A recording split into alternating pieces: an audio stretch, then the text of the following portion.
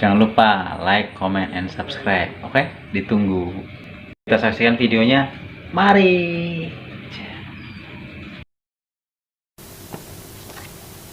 Bab 6. Rasa takut, khawatir, dan was-was. Rasa takut selalu berasal dari dalam hati manusia itu sendiri. Terkadang ketakutan akan kehilangan kekayaan. Rasa takut kehilangan jabatan. Rasa takut dipermalukan. Rasa takut kehilangan harkat dan martabat. Terkadang rasa takut terpisah dari yang kita sayangi. Nah, rasa takut atau ketakutan ini sepertinya dianggap normal-normal saja bagi semua orang dan dianggap manusiawi. Apakah benar seperti itu? Apakah keadaan atau hal-hal yang terjadi penyebab rasa takut adalah juga akar dari kedukaan? Rasa takut hadir juga dikarenakan adanya kemelekatan dan rasa memiliki dalam hidup akan suatu halnya. Sedangkan pengalaman, semua orang menunjukkan dan terbukti bahwa memiliki rasa takut akan menyiksa dirinya pada saat itu. Juga, rasa takut itu tidak akan menyelesaikan masalah pada hari ini dan di masa depan. Rasa takut hanyalah sebuah ilusi dan imajinasi dari kemelekatan dan kepemilikan hidup serta kedukaan yang akan datang. Itu tidak ada hubungannya dengan hal apapun juga. Meski sudah mengetahui rasa takut, tidak lain hanyalah sebuah ilusi dan imajinasi. Lalu, kenapa kita sulit untuk lepas darinya? Dan bisakah kita hidup di dunia ini tanpa rasa takut? Di manakah wahai kesadaran kita itu? Penggerak kehidupan manusia adalah rasa takut. Manusia selalu berhasil menemukan alasan untuk rasa takut. Jalan hidup yang kita pilih dalam hidup kita, itu juga diputuskan oleh rasa takut. Tapi, apakah semua rasa takut itu nyata? Selidikilah hal itu. Rasa takut artinya di masa mendatang harus bisa mengatasi masalah. Tetapi siapakah penguasa waktu? Penguasa waktu itu bukan kita sendiri, juga bukan milik musuh kita, atau bahkan bukan juga milik pesaing kita. Waktu itu sepenuhnya milik Tuhan. Jadi, kalau seseorang berencana untuk berbuat jahat pada dirimu, apakah dia memang bisa atau pasti bisa menyakitimu? Tidak. Tapi sebuah pikiran dan hati yang penuh dengan rasa takut, atau hati dan pikiran yang sudah dalam kekuasaan rasa takut, maka saat itu juga akan langsung menerpa dan menyakiti dirinya yang lebih besar lagi dari rasa takutnya untuk masa depan itu.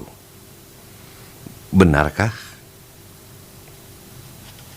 Di masa yang sulit, hati yang penuh dengan rasa takut akan membuat keputusan yang salah dan membuat masalah menjadi lebih sulit. Tapi, sebuah hati yang penuh dengan iman kepada Sang Maha Pencipta akan dapat mengatasi masalah seperti hembusan angin. Dengan kata lain, alasan untuk rasa takut ada dalam hati manusia, tergantung pada tindakan yang kita lakukan dalam menghadapinya.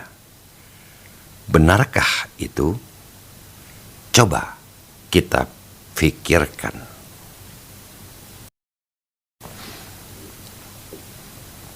Bab 7, Kejadian. Saat seseorang mengalami sebuah kejadian yang dirasanya tidak adil, maka pada saat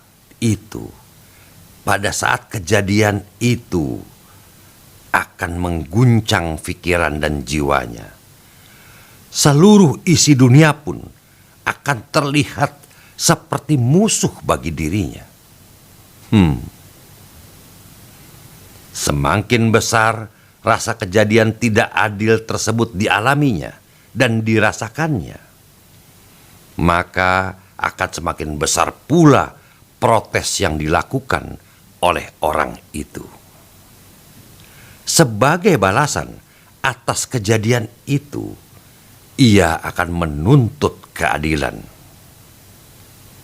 Pada kenyataannya, apapun bentuk ketidakadilan dalam masyarakat dan lingkungan bisa menghancurkan kepercayaan dan keyakinan dari seseorang. Tapi apa itu keadilan? Apa artinya keadilan? Seseorang yang melakukan ketidakadilan harus bertobat. Dan mereka yang mengalami ketidakadilan harus memperbarui imannya di dalam pikiran dan hatinya pada lingkungan dan masyarakatnya. Apakah ini tidak cukup sebagai sebuah arti dari keadilan? Tapi orang yang tidak benar selalu bicara keadilan, dan memilih cara balas dendam. Dia memilih mengalahkan kekerasan dengan kekerasan dan menghalalkan segala cara buruk untuk kemenangan dan tujuannya. Orang yang merasakan kebenaran dan ketidakadilan itu adalah orang yang merasakan beban yang lebih besar dari yang lainnya. Dan saat melewati jalan ini, yang menekan pun menjadi yang tertekan. Tidak lama kemudian, dia pun berubah menjadi penjahat dengan segala bentuk topeng kebaikan dan keadilan.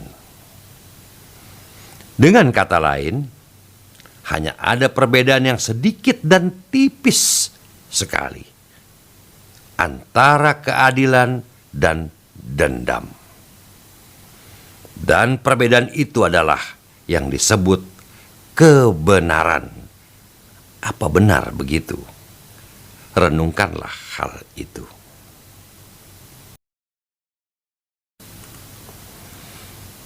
Bab 8, kelemahan. Di dunia ini, setiap orang mempunyai kelemahannya sendiri dibandingkan yang lainnya. Misalnya, ada orang yang tidak bisa lari dengan cepat, sementara lainnya tidak dapat mengangkat beban berat, sementara yang lainnya bermasalah karena sebuah penyakit, dan yang lainnya tidak bisa mengingat semua hal yang telah dipelajarinya. Ada banyak sekali contohnya untuk itu. Apakah kau mengenal seseorang yang memiliki segalanya, sedangkan kelemahan kita itu selalu dianggap sebagai bagian penting dari hidup kita? Karena itulah yang akan melahirkan kekecewaan, kesedihan, melemahkan, dan keterbatasan dalam pikiran serta hati kita sendiri. Dengan kata lain, kita telah mempersempit dan membatasi kemampuan diri yang telah dianugerahi Tuhan. Kelemahan itu entah sebuah cacat bawaan atau diwariskan takdir atau dengan kelemahan yang sama. Maka di mana seseorang terpengaruh oleh rasa kelemahan itu, maka dipastikan ia tidak bisa mengalahkan kelemahannya.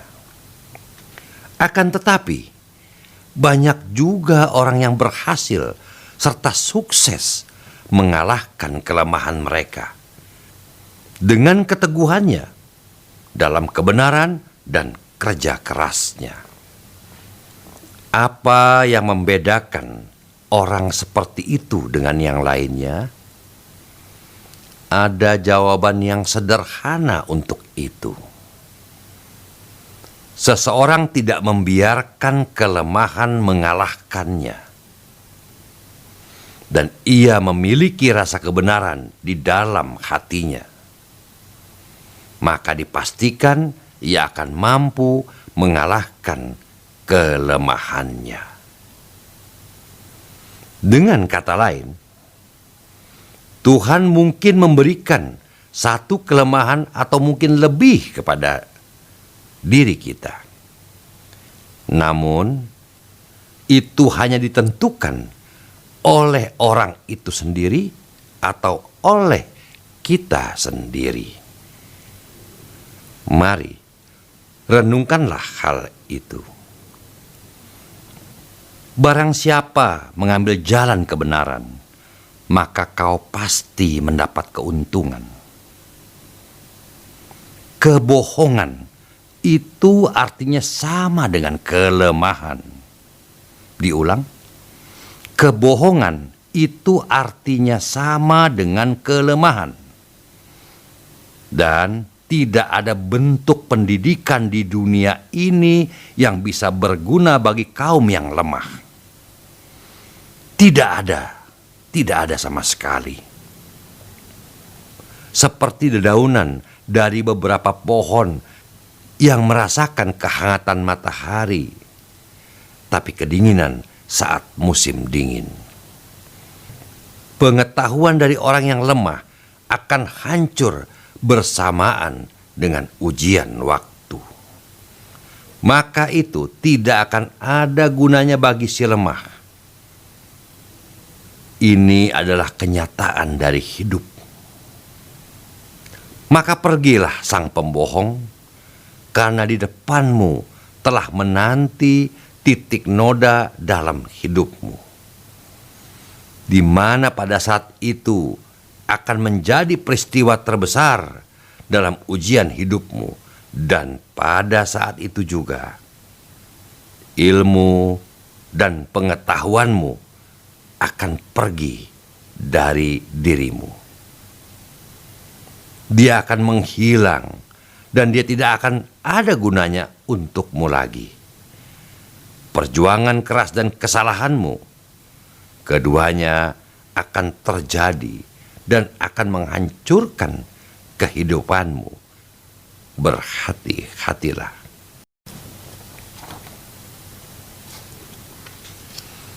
Bab ke-9 berjudul Keputusan.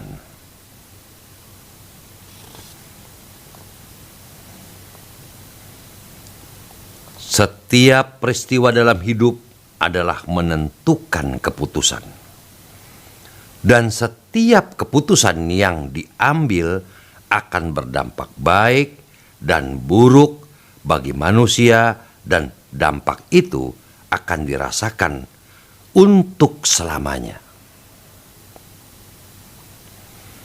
Keputusan yang diambil pada saat ini bisa menghadirkan kebahagiaan atau kesedihan di masa depan.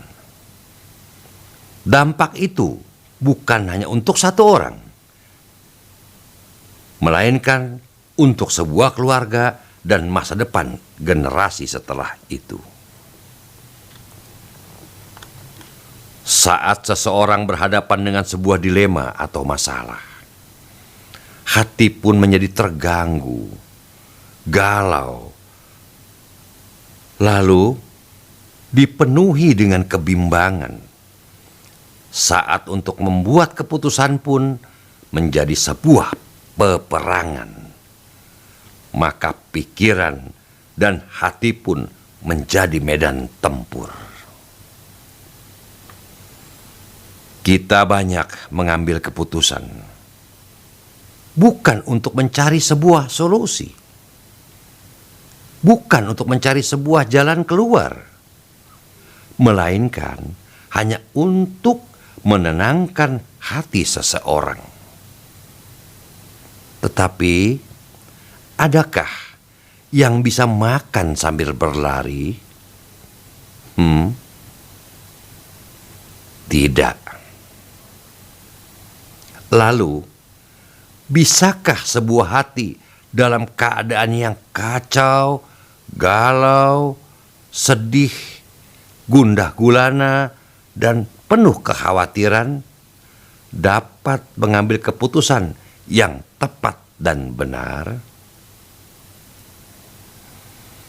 Pada kenyataannya, saat seseorang mengambil keputusan dengan pikiran dan hati yang tenang,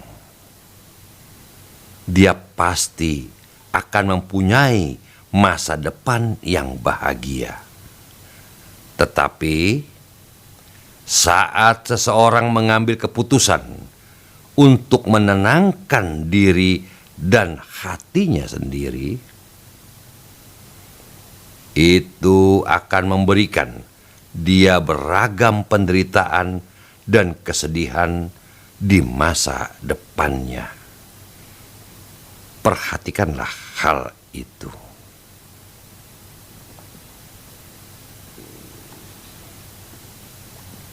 Semua orang ingin membuat keputusan hari ini demi masa depan yang lebih cerah, masa depan yang bahagia. Untuk mengambil keputusan seperti itu, hal ini adalah yang sangat ingin dilakukan semua orang. Maka anggaplah hidupmu sebagai contoh. Bukankah keputusanmu didukung oleh pemikiran masa depan? Apakah itu salah? Semua orang mempunyai hak untuk membuat kehidupan mereka menjadi mudah, sederhana, dan bahagia. Tapi tidak ada manusia yang tahu kepastian masa depannya. Itu hanya bisa dibayangkan saja, atau menjadi sebuah ilusi dan imajinasi. Jadi, kita semua membuat keputusan penting dalam hidup ini sesungguhnya hanya berdasarkan ilusi dan imajinasi saja. Apakah ada kemungkinan lain untuk bisa mencapai sebuah keputusan? Mari kita telusuri. Dasar dari semua kesenangan adalah rasa tanggung jawab. Dan rasa dari tanggung jawab berdampingan dengan hati manusia. Jadi, sebelum mengambil keputusan, cobalah tanya dari hatimu yang paling dalam. Apakah keputusanmu ini adalah hasil dari keegoisan atau di luar tanggung jawabmu? Pernahkah kau sadari akan hal itu? Kalau begitu, apakah tidak perlu memikirkan tanggung jawab, tapi hanya memikirkan masa depan saja? Apakah tindakan seperti itu akan membuat masa depanmu lebih menyenangkan, atau akan menjadi kekecewaan? Renungilah hal itu.